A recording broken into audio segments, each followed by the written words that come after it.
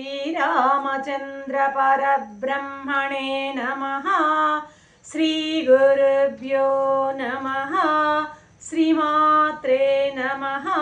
శ్రీ గణేశాయ నమః.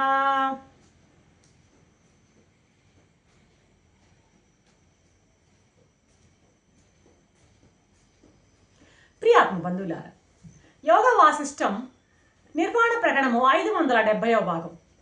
సికిధ్వజుడు అరణ్యాన్ని చేరాడు. అక్కడ పర్ణశాల నిర్మించుకున్నాడు.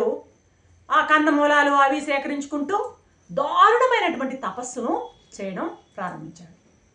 చూడాలా ఆలోచించింది, ఏంటిదను, అసలు ఇతను ఎక్కడికి వెళ్ళాడు, ఇతని సంకల్పం ఏమిటి, ఈ రాజ్యము ఈ ప్రజలు వీటందరినీ వదిలేసి ఏం చేస్తున్నాడు. ఇప్పుడు ఇక నేను కూడా ఆ స్త్రీలకు భర్తే కదా, భర్త అనుసరించవలసినటువంటి వారు, కాబట్టి నేను కూడా ఇక్కడ ఎందుకు, నేను కూడా నా గమ్యం కూడా అతని మార్గమే కదా, కాబట్టి భర్త మార్గాన ప్రయాణించడం భార్య యొక్క ధ్యేయం కదా అంటూ ఈవిడ కూడా అలా వెతుకుతూ బయలుదేరింది సికిధ్వజుడిని. ఈమె యోగ సాధన బాగా నిష్ణాతురాలు. ఈవిడ యోగంలో మంచి గట్టి పట్టు ఉన్నది ఈవిడికి. ఆకాశాన్ని అలా పోతూ ఉంటే సిద్ధులతో మాట్లాడేది, సిద్ధులన్నీ ఈమెకు ఉన్నాయి. ఆ దారిలో సిద్ధులందరినీ వాకప్ చేస్తూ వారు ఈ సికిధ్వజుని ఆచూకీ చెప్తారు చూడాలకు. ఈమె ఖడ్గం ధరించి బయలుదేరి ఉన్న అతనిని చూచిందట. అంటే అక్కడ కూడా ఖడ్గం, మరి ఇది ఎందుకు చెప్పారో తెలీదు, ఖడ్గంతో ఉన్నటువంటి ఆ సికిధ్వజుని చూచిందట. చూడాల ఎక్కడ, అరణ్యంలో సిద్ధులు చెప్పినటువంటి అడ్రస్ ప్రకారం ఆవిడ చేరి అతన్ని చూసిందనమాట. అంటే యోగ మార్గంలో ఉంది ఈవిడ. వారికి కనపడేటువంటి స్థితిలో లేదనమాట. పైనుంచి చూసింది, ఏంటి ఇతను, అసలు ఇతని భవిష్యత్తు ఏంటి, ఒక్కసారి అలాగ దుర్బిణిలో చూసినట్టు చూసింది. యోగ బలం ఉంది కదా ఈవిడికి. ఓహో, ఇతని భవిష్యత్తు బాగానే ఉంది, అంత అధ్వానంగా ఏమీ లేదు. అయితే ఇక్కడ ఏంటంటే, సరే ఇప్పుడు కనుక మనము ఇతన్ని కలిసేటువంటి టైం నిజంగా ఇది కాదు. ఇంకొంతకాలం గడిచాక ఖచ్చితంగా అప్పుడు ఇతన్ని కలిసేటువంటి టైము వస్తుంది. ఇప్పుడు ఇతన్ని కలవకూడదు, కొంతకాలం తర్వాత మాత్రమే ఇతన్ని కలవాలి. కానీ ఇతని భవిష్యత్తు బాగానే ఉంది, అంత శోచనీయంగా ఏమీ లేదు అని అనుకుని, ఇక సరే నేను తర్వాత కలుస్తాను, తర్వాత కలవాల్సినటువంటి నీతి ఉంది. నీతి అంటే విధి అన్నమాట, ఫేట్, డెస్టినీ. ఇంకొంతకాలం తర్వాత కలవాలి, ఇప్పుడు కలవడానికి కుదరదు అనుకుంటూ ఆమె మళ్ళీ వెనక్కి వచ్చేసి ఇంటికి, అంతఃపురానికి చేరిపోయింది అనమాట. ప్రజలు నమ్మరు కదా, రాజు ఎట్లా పోయాడు అనేటువంటి ప్రశ్న వస్తుంది కదా, అందుకు ఏదో ఒక కారణం చెప్పాలి కదా. అది ఏదో కారణాంతరంతో దేశాంతరం వెళ్ళినాడు ప్రభువు, అప్పటి వరకు నేనే పరిపాలిస్తాను అంటూ ఈవిడ అక్కడ పరిపాలన సాగిస్తూ ఉంది. అలాగా 18 సంవత్సరాల కాలం అయిపోయిందనమాట. ఇక అప్పుడు ఇవి మళ్ళీ, ఓహో, ఇప్పుడు ఆయనకి ఎటువంటి అనుభవం కలిగిందో, ఏ స్థితిలో ఉన్నారో ఒకసారి ఇప్పుడు కాలం వచ్చింది, కలవాల్సిన కాలం అనుకుంటూ ఆ మందర పర్వతానికి ఆకాశ మార్గాన చేరిందనమాట.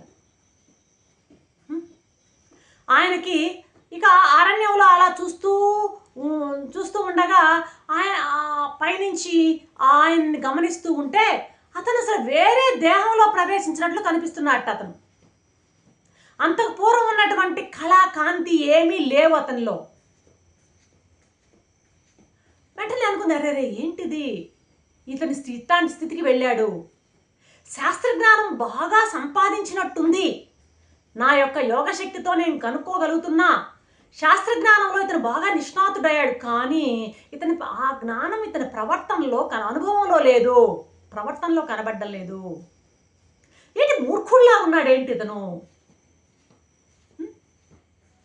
ఏదో విధివశాత్తు ప్రారంధం కొద్దీ ఇతనికి ఈ అరణ్యానికి రావాలని ఇతనికి బుద్ధి పట్టింది. ఏదో తపస్సమాధిలో ప్రవేశిస్తాను, నేను అంతా సాధిస్తాను అని అనుకుంటూ భ్రమలో ఉన్నట్లున్నాడు ఇతను. ఇతను చేసే తపస్సు జ్ఞాన తపస్సు కాదు. ఇతను చేసేటువంటి తపస్సు జ్ఞాన తపస్సు కానే కాదు. ఇతనికి ఎలాగైనా సరే జ్ఞానోదయం కల్పించాలి అని దృఢంగా సంకల్పించుకుంది. చూడాలన్నమాట. ఇతను ఇంకా శోక మోహం వీటిలో ఇంకా మునిగి తేలుతున్నాడు. ఇతను ఇక్కడి నుంచి బయటపడే మార్గం ఇతనికి తెలియజెప్పాలి. ఆ మార్గం ఏమిటి అంటే కేవలం జ్ఞానం తప్ప వేరే మార్గం ఏది లేదు. ఈ అజ్ఞానంలోంచి బయటపడాలంటే, చీకటిని పోగొట్టాలంటే వెలుతురు తప్ప మరో మార్గం లేదు. అజ్ఞానం పోవాలంటే జ్ఞానం తప్ప మరొక ఉపకరణమే లేదు. కాబట్టి ఇతను భ్రాంతిలో పడి ఉన్నాడు. ఈ భ్రాంతిని పోగొట్టాలి. నేను ఈ చూడాల రూపంలో పోయాననుకో, ఇతను నన్నేంటంటే నన్ను చూసి ఇతను అంతగా నేను చెప్పే బోధ చేసినా కూడా అతని మనసుకి ఎక్కదు. ఈ రూపంలో నేను కనపడితే నేను చెప్పేటువంటి జ్ఞానం కానీ బోధ కానీ ఏమాత్రం అతనికి ఎక్కదు. కాబట్టి నేను వేరే రూపాన్ని మార్చుకుంటాను అని అనుకుంటూ తన యోగ శక్తితో ఆమె ఒక తాపసి వేషాన్ని ధరించి, ఇట్లా అయితే నన్ను ఫలానా అని గుర్తించడు, కొత్తవాడుని నేను అన్నటువంటి ఆ గౌరవ భావంతో చూస్తాడు. అప్పుడు నేనేం చెప్పినా కూడా అతనికి ఆ మనసుకి పట్టుతుంది అన్న భావనతో ఈమె ఆలోచన చేసిందనమాట. ఇక్కడ ఒక మాట అంటున్నాడు, కషాయం పరిసమాప్తం కాకపోతే, కషాయం అంటే ఏంటంటే దుష్కర్మ అంటే ప్రారబ్ధం అయిపోతే కానీ, ప్రారబ్ధం అనేటువంటి కషాయం పోతే పరిపక్వం అయితే కానీ సద్బుద్ధి కలగదు. సద్బుద్ధి కలగకపోతే మోక్ష మార్గం అనేది సుగమము కాదు.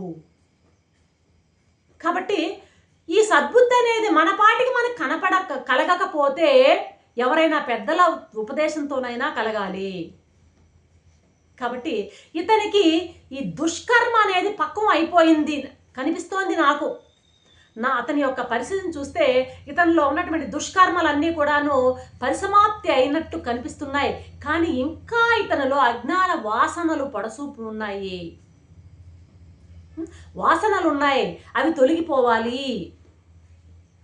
మొత్తం మీద ఆ యోగ్యత, అధికారిత్వం, ఆ డెజర్ట్నెస్ ఈయనకి వచ్చింది. అంతవరకు సంతోషమే. చెప్పిన విషయాన్ని గ్రహించగలిగే స్థితి కలిగి ఉంది ఇతనికి అని ఆలోచించి ఒక బ్రాహ్మణ బాలుని వేషం వేసుకుని అలాగా వెళ్ళి సికిధ్వజుని ముందు సమక్షంలో దిగింది. చూడాలా రేపటి ఎపిసోడ్లో ఏం జరుగుతుందో చూద్దాం. అంతవరకు సెలవు. సర్వం శ్రీరామచంద్ర చరణారవింద అర్పణం.